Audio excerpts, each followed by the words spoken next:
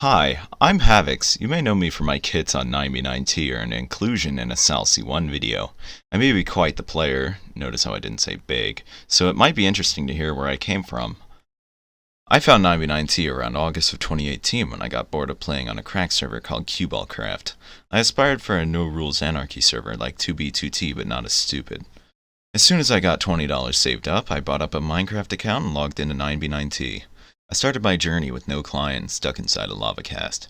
After punching cobblestone for 5 minutes, I decided to install Worst and move out of spawn.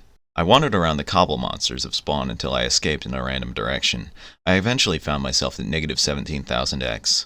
I found an end portal, auto fishing hut, and watermelon farm and fished for all day long for mending books. I went to spawn a couple of times as a naked and wandered around looking for some old gimme dats, but never got any.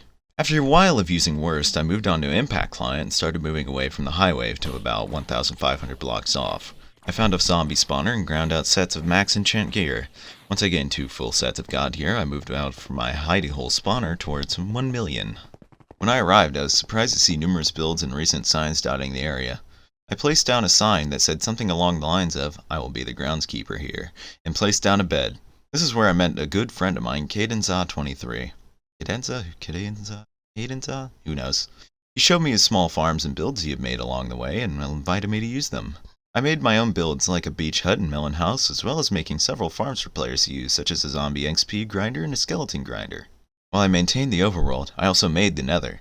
I made the entrance look very cool. I lined the sides of the highway with lava for atmosphere and made the portal look like it was hanging from chains by the main highway. Just as an aside, I was very poor at this time.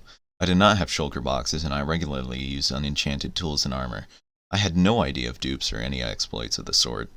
I was mostly grinding and fishing at my own base a little further down the highway for gear and searching for things to do around negative 1 million. I was poor. During my poverty days at negative 1 million, I came across many players. I remember seeing a few players who still play now, however I don't remember exactly who they were, and I may have seen an early Malix pass through negative 1 million. It was wonderful to see how many players take care of such a public milestone, and I was grateful to see it all happen. Then, one day, I logged in and Cadenza was building something huge. I now know it was a schematica taken from online, but at the time I thought it was something amazing. He was building a map art museum styled like a cathedral right on the axis. I sat and watched as every day it grew bigger and bigger with map arts from all over the server arriving. I sat back and watched it grow new rooms, buildings, and maps until one day when a player named Zero Man and his griefing friend arrived. Armed to the teeth compared to my half-enchanted armor and 2 totems, they killed us and griefed the monuments, sending me and Cadenza back to his base. I then stayed at my solo base with the map arts I saved from the grief until Zero Man found it and blew up the map shulkers. I then became inactive on the server, not logging in for most of the summer, mainly because I was playing Counter-Strike, and because I had lost mostly everything.